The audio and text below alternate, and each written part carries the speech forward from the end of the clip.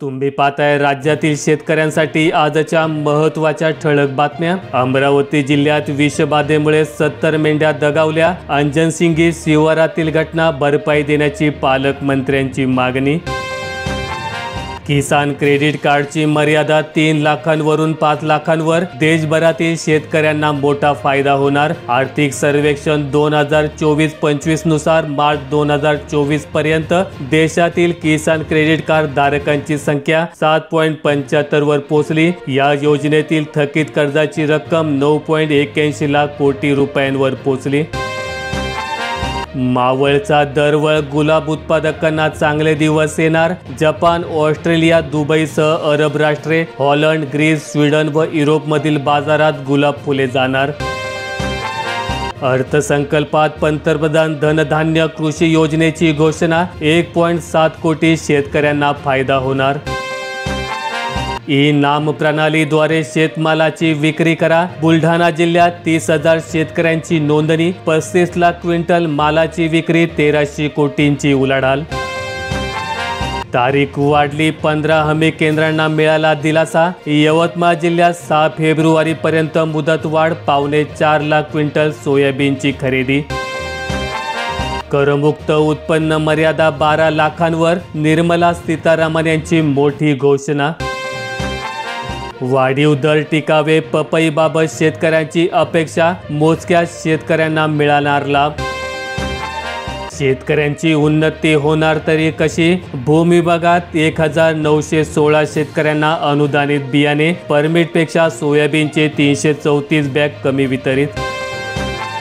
लाडकीच्या लिस्टमधून 30 लाख बहिणी बाहेर। राज्य सरकारने लाभार्थींमधून नावे वगळली।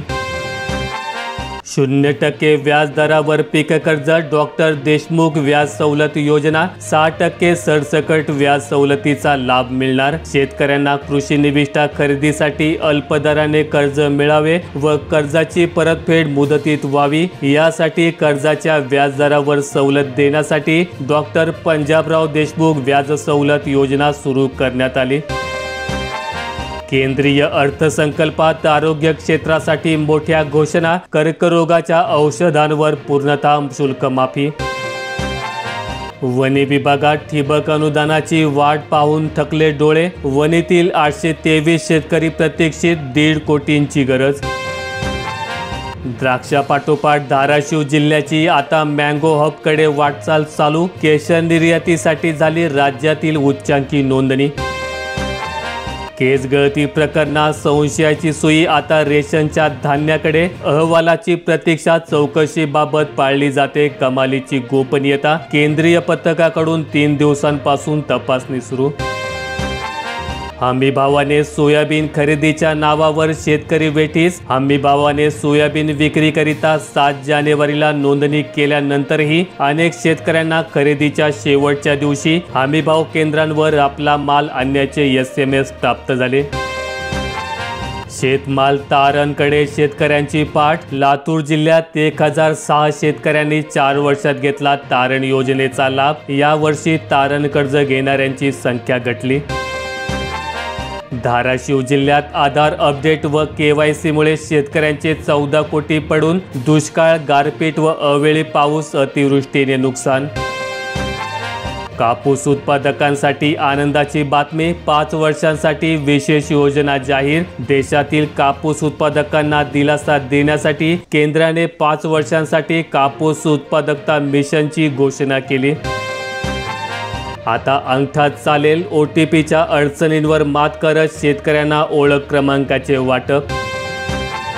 मोबाईल व्हेइकल शॉपसाठी अर्ज करा, दिव्यांगांना मिळणार अनुदानावर वाहने। 6 फेब्रुवारीपर्यंत करावा लागणार अर्ज। योजनेचा लाभ राज्यातील गरजू दिव्यांग व्यक्तींना मिळण्यासाठी अर्जदार नाव नोंदणी करणे गरजेचे। जानेवारीतच पोमनाळात तहानलेला भोकर तालुक्याची पाणी टंचाईच्या दिशेने वाटचाल सुरू। उद्योगपतींना 13,000 कोटींची कर्जमाफी। आता शेतकऱ्यांचीही संपूर्ण कर्जमाफी करा, किसान सभेची मागणी। अर्थसंकल्पाकडून शेतकऱ्यांच्या अपेक्षा।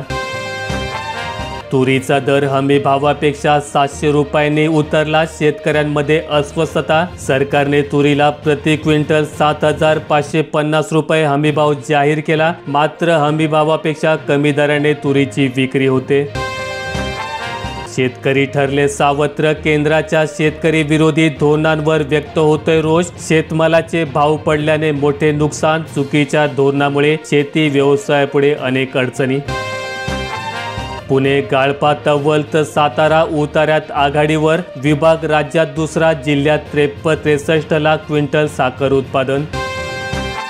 शेतकऱ्यांच्या एक खिडकी योजनेसाठी राज्य सरकारने स्थापन केली समिती. योजनेच्या ॲप आणि पोर्टल निर्मितीसाठी राज्य सरकारने समिती स्थापन केल्याचा शासन निर्णय शुक्रवारी प्रसिद्ध करण्यात आला. समितीने या पोर्टलसाठी 15 दिवसात अभ्यास करून अहवाल राज्य सरकारला सादर करण्याचे निर्देश राज्य सरकारने दिलेत. मराठवाडा विरुद्ध नाशिक नगर वाद पेटणार. जायकवाडीत सोडले जाणारे 7% पाणी कमी करण्याच्या शिफारशीमुळे नाराजी. श्रीगोंदा तालुक्यात फळपीक विमा अर्जांची पडताळणी. आंबिया बहार पथके शेतकऱ्यांच्या बांधावर. 793 शेतकऱ्यांनी विम्यासाठी अर्ज केले. वाळू उत्खनन वाहतूक आता सकाळी 6 ते सायंकाळी 6 या वेळेतच. नवे वाळू रेती निर्गीत धोरण. शासकीय बांधकामात पुढील वर्षापासून कृत्रिम वाळू.